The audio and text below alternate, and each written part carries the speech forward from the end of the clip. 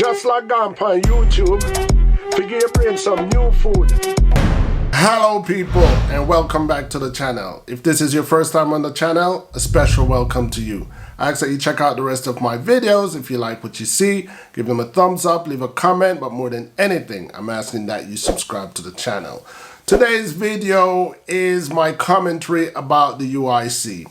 The last video that I did was talking about the JLP going down in favoritism, the PNP having a chance, and any other new party, including the UIC, would have a strong chance of becoming the next Jamaica political party. However, from what I see going on in Jamaica at the moment, it seems as if someone is thinking along the lines that I've been thinking, or someone is actually taking tips from my videos, because the UIC came out. Yeah, let me just say they came out for now. The UIC is the United Independent Congress, a party, a legal political party in Jamaica. But even though it is one of the four that I'm aware of, not a lot of Jamaicans and not a lot of people around the world who is inclined to Jamaican politics knows anything about the UIC. So it is fair to say it's one of those parties that has been laying dormant for years. Nobody know what they're about, nobody know where they're going, or nobody know where they're coming from. And it is at that particular point of their party where I have a problem. Let me first say, I am proud that the UIC got up and they make themselves known. They make themselves known that they could be a threat to the Jamaican Labour Party and the People's National Party. So what I'm saying is, I am in full support of any third party that challenges the reign of the Jamaican Labour Party or the possible reign of the People's National Party. Why? Because personally, I, like many other Jamaicans, are fed up of the Jamaican Labour Party and the People's National Party. They are the two most long-standing ruling party in Jamaica politics. There's never been another ruling party other than those two. So with that, it's only right that I say, if one embraces change, one has to embrace any other party that comes up against those two giants. However, change is risky, and I must point out some flaws that I saw with the United Independent Congress, as much as I'm giving them praise to let themselves be known to the Jamaican people. First of all, I have to say, if you fail to plan, you plan to fail. And I believe that that was the #1 mistake that the UIC did with their emerge. It seemed as if they didn't have a plan, and they came out. First of all, they were requesting,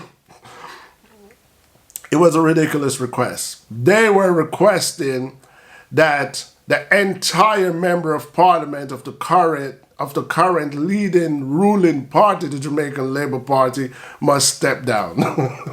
It's ridiculous. It's a ridiculous request, because you do need a transfer of power. So you do need a governing body to move the power from one party to the next. So you can't just obsolete the whole Gordon House and then the Jamaican people will accept you, the UIC, as the ruling party.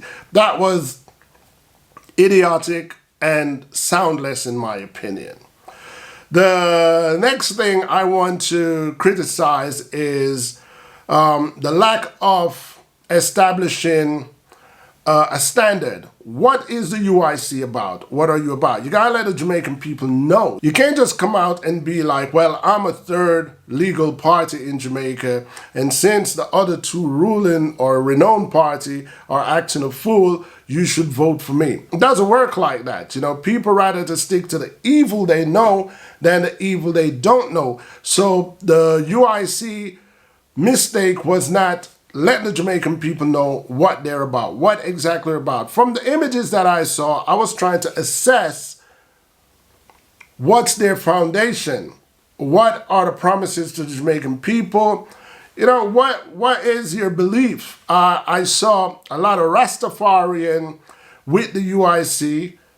So am I to speculate that you're about naturalism and Rastafarianism? Is that the direction I'm supposed to think?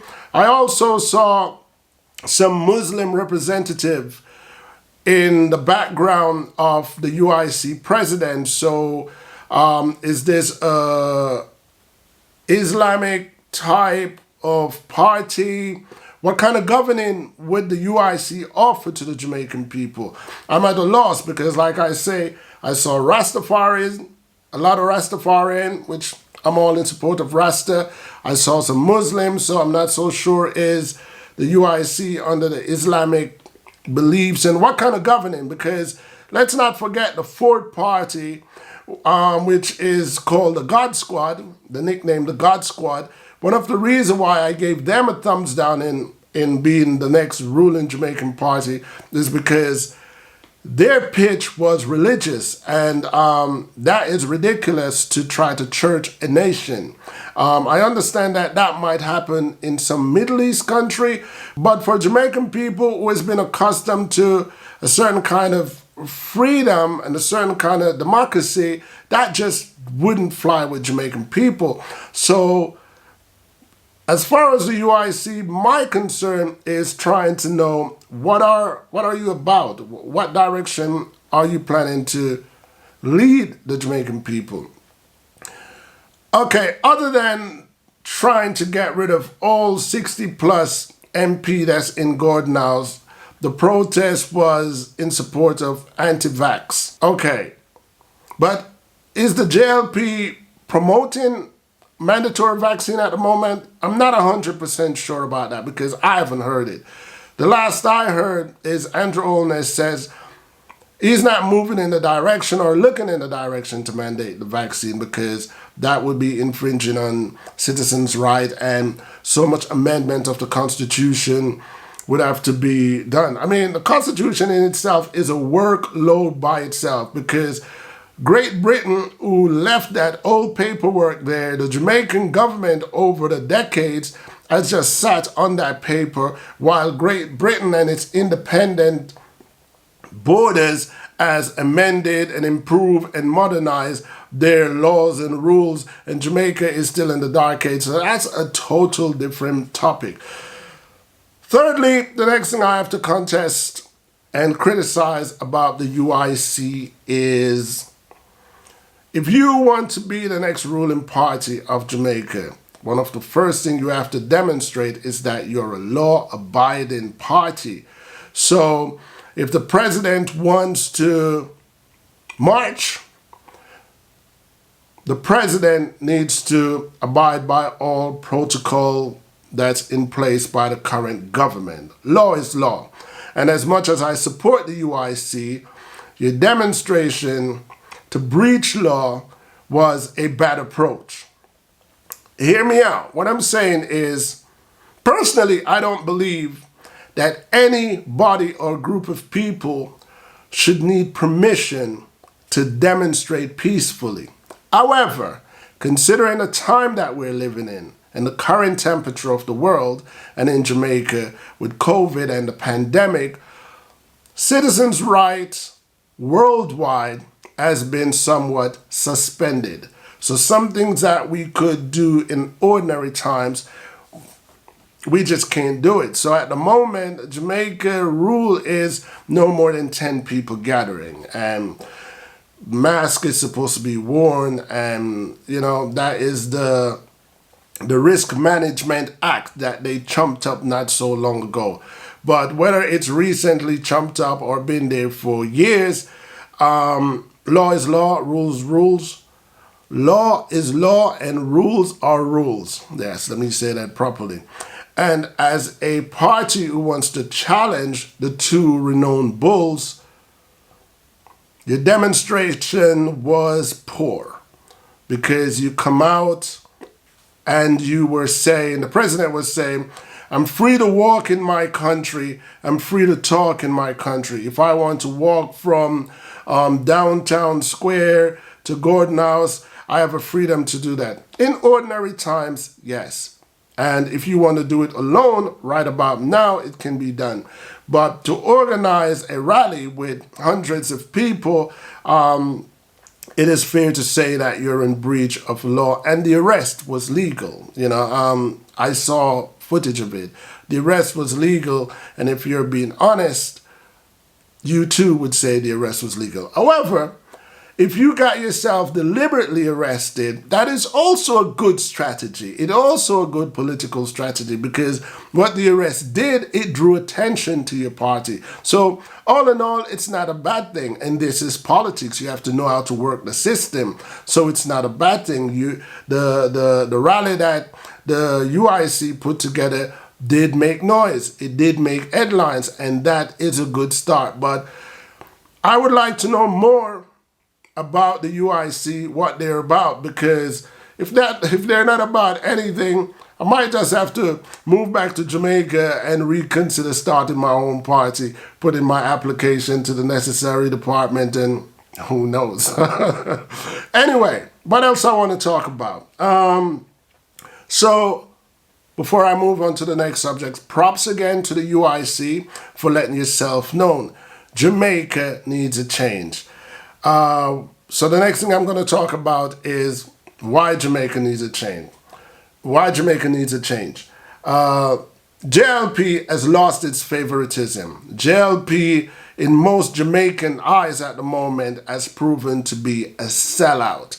I don't think a lot of people saw it to be appropriate to congratulate Andrew Holness to be a part of the Civil Council. I think a lot of people seeing it more like, Andrew Holness is being a good boy to your highness, to her highness. So this is just another pat on his shoulder promotion type thing. Does Andrew Holness hold any real qualification to be on the Privy Council? I don't know. But then again, it's the Queen's Council, so she can hire and put whoever she wants on her Privy Council, whether or not that person is qualified. So that is not the issue at hand. The issue at hand is that the JLP has lost favoritism among the Jamaican people. People's National Party is again in conflict with itself. A while back it was Peter Bunting versus Peter Phillips, and because of that internal conflict, I thought they're not ready to rule Jamaica. They can't even manage their own party. And now it's the UIC is asking the JLP to walk away, and a PNP activist is now asking the PNP leader, Mark Golden, to step down.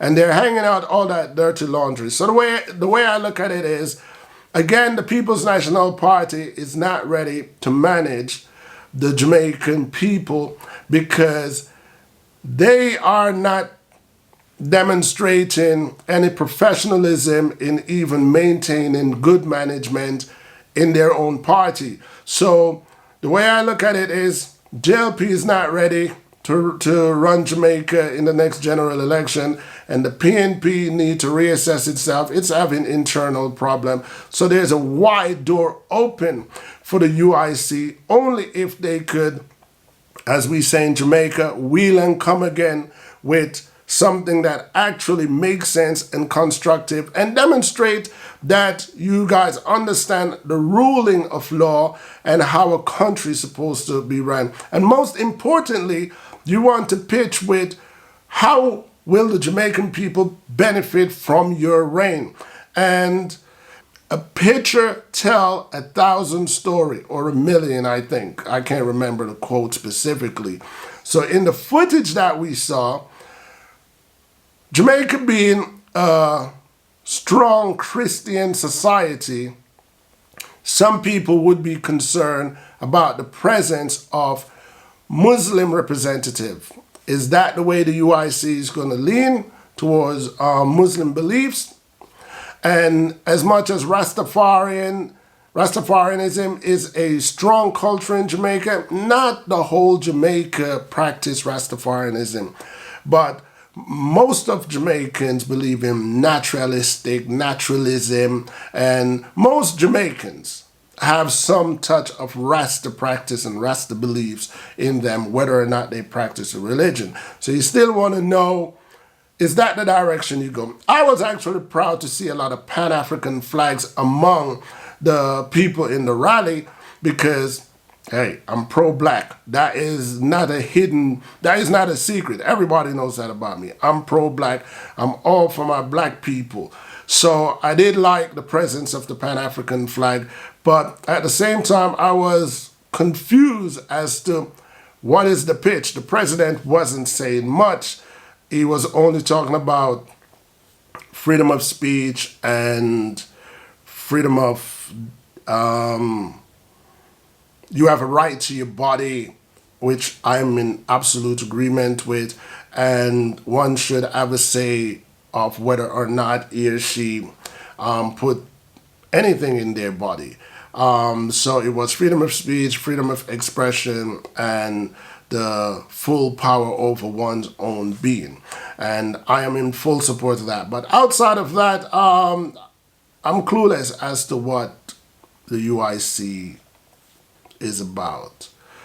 I see you, UIC. Do you see me? Oh, let me know if any member of the UIC, if there is any members, because I'm not sure if the party was just registered and laying dormant, and I'm not sure if people were actually actively waiting, brewing, and you have potential member of parliaments and minister that could control this or that or that. I'm not sure if the party is even organized.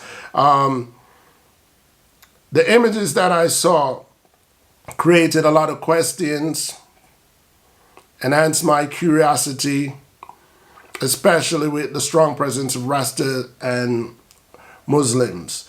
I have no problem with Muslims. I respect every religion and their beliefs. The same for Rastafarian. Of course, I'm more lean towards Rastafarian because I'm a Jamaican and I understand the religion, and the religion was taught to me, embedded in me, as was Christianity. And everybody knows that religion and politics, as much as they run on different lines, they are never far from each other. Anyway, that's pretty much all I have to say about this matter. I had to come and share my two-piece. Jamaica is in crisis at the moment, and I would like to see my country get saved. Anyway, people, let me know what you think about my commentary. As you know, on this channel, I appreciate thumbs up, thumbs down, agreement and disagreement, people, because at the end of the day, each one teach one. We've reached the end of my video, and that in itself is a support that I truly appreciate. Other ways that you can support this channel is by giving this video a thumbs up. But the most important way to support my channel is to hit that subscribe button so you do not miss out on any of my future uploads. The third way to support this channel is to go to my Teespring account and purchase in any of my merch. And the fourth way that you can support this channel is joining me on Patreon to give me a contribution to help me to do what I do here on YouTube. Once again, I want to thank all of you guys for checking out my video and ask that you continue to join me, ENT Sabas, here on YouTube to see where my journey takes me. Until next time, peace.